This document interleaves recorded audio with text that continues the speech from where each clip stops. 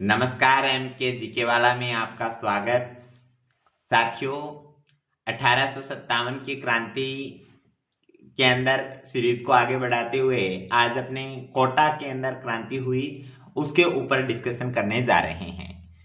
साथियों, कोटा सैनिक छावनी नहीं थी, फिर भी यहाँ स्थानीय लोगों ने क्रांति किया। क्या कोटा कोई सैनिक छावनी नहीं थी, फिर भी यहाँ पर स्थानीय लोगों ने क्रांति किया?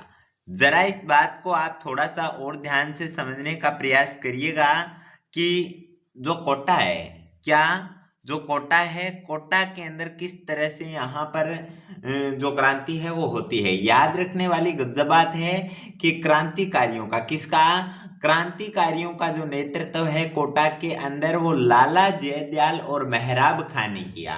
दोबारा इस बात को मैं कहना चाहूंगा कि कोटा में जो क्रांति का जो नेतृत्व किया वो लाला जयदयाल और मेहराब खां ने किया। याद रखने वाली गजब बात तो यह है कि कोटा के अंदर जो अंग्रेज जो पीए था, क्या साथियों, जो कंपनी का जो यहाँ पर पीए था उसका नाम था मेजर बर्टन। मैंने आप लोगों को एक दिन बताया था कि अलग अलग स्थानों पर अलग अलग पॉलिटिकल एजेंट थे और एक यहाँ पर जो राजस्थान का एजीजी लगाया गया था, उस एजीजी का नाम था पैट्रिक लॉरेंस। तो जो पीए होते थे वो कोटा का पीए था उस समय मेजर बर्टन, और मेजर बर्टन और इसके दोनों बेटे और एक इसका डॉक्टर था जिसका नाम था साथियों सैडलर। क्या नाम था? सैडलर। तो इनकी हत्या कर दी जाती है और मेजर बर्टन का सिर काट करके कोटा शहर में घुमाया जाता है। गजब बात तो याद ये भी रखिएगा कि 30 मार्च 1858 को मेजर एच जी रॉबर्ट्स ने करौली के राजा मदनपाल, याद रखिएगा, पीपलदा के ठाकुर अजीत सिंह की सहायता से कोटा विद्रोह को दबाया। याद रखिएगा, कोटा है, कोटा कोई सैनिक छावनी नहीं थी, लेकिन स्थानीय लोगों ने यहां पर क्रांति की।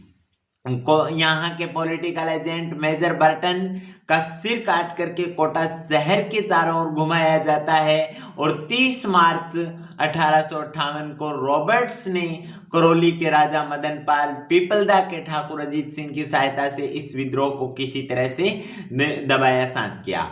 इस कोटा विद्रोह के बाद ब्रिटिश गवर्नमेंट ने, याद रखिएगा, कोटा के शासक महाराव राम सिंह की तोपों की संख्या है उसको घटा देते हैं, उसमें कमी कर देते हैं और 17 से घटा करके कितना कर देते हैं साथियों?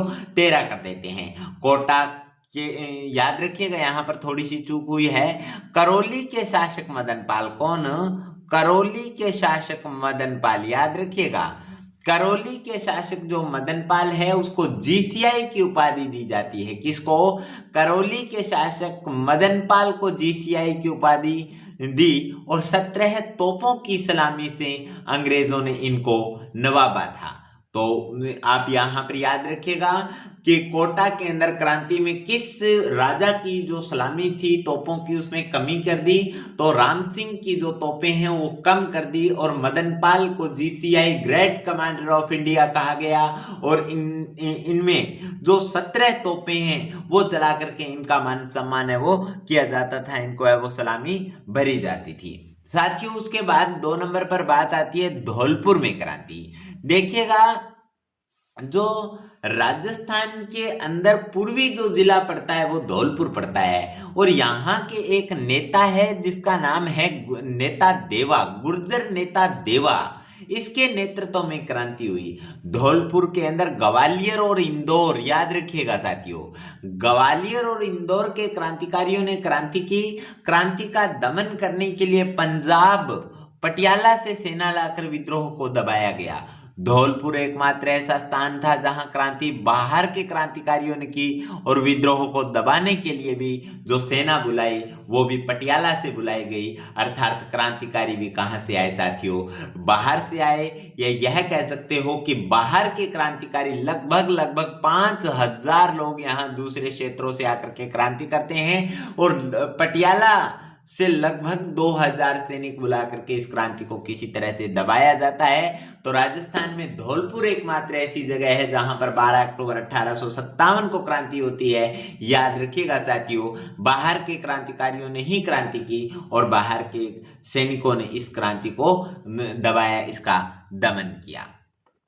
उसके बाद आती है भरतपुर में क्रांति। 31 मई 1857 को हुआ। भरतपुर में गुर्जर मेयो ने यहाँ पर क्रांति में बढ़ चढ़ करके भाग लिया। और याद रखिएगा, यहाँ जो अंग्रेज जो पॉलिटिकल अधिकारी होता है वो मॉरिसन्स होते हैं। तो हम लोगों ने साथियों महत्वपूर्ण कुछ ऐसे स्थलों पर चर्चा की जहां जहां क्रांति हुई। तो वो कौन कौन से स्थान थे देखिएगा। कोटा 15 अक्टूबर 1857, कोटा के अंदर स्थानीय क्रांतिकारियों ने क्रांति की। छावनी नहीं थी कोटा, फिर भी क्रांति हुई। याद रखिएगा, लाला जयदयाल और मेहराब खां के नेतृत्व में क्रांति की गई। कोटा के अंदर मेजर बर्टन पॉलिटिकल एजेंट थे। तो इसके दोनों बेटे और इसके डॉक्टर सैडलर की हत्या कर दी जाती है। और गजब बात तो याद यह भी रखिएगा कि जो पॉलिटिकल एजेंट बर्टन होते हैं, इनका सिर काट करके कोटा शहर में घुमाया जाता है। याद रखिएगा, 30 मार्च 1858 को H.G. रॉबर्ट्स ने करौली के राजा मदनपाल, पीपलदा के ठाकुर अजीत सिंह की सहायता से किसी तरह से करके कोटा विद्रोह को शांत किया। और साथियों, ब्रिटिश गवर्नमेंट ने महाराव राम सिंह की जो 17 तोपों की सलामी थी उसको घटा करके कितना कर दिया, तो याद रखिएगा साथियों, 13 कर दिया। कोटा शासक मदनपाल को GCI की उपाधि के साथ 17 तोपों की सलामी भी अंग्रेज देते हैं। तो कोटा के शासक मदनपाल है, उसे GCI की उपाधि से भी नवाजा था। धौलपुर में क्रांति 12 अक्टूबर 1857, धौलपुर के गुर्जर नेता देवा के नेतृत्व में क्रांति हुई। धौलपुर में ग्वालियर व इंदौर के क्रांतिकारियों ने भाग लिया। क्रांति का दमन करने के लिए पंजाब पटियाला से सेना बुलाई गई। धौलपुर एकमात्र ऐसा स्थान था जहां पर क्रांति बाहर के क्रांतिकारियों ने की और इसको दबाने के लिए भी साथियों बाहर के लोग ही आए।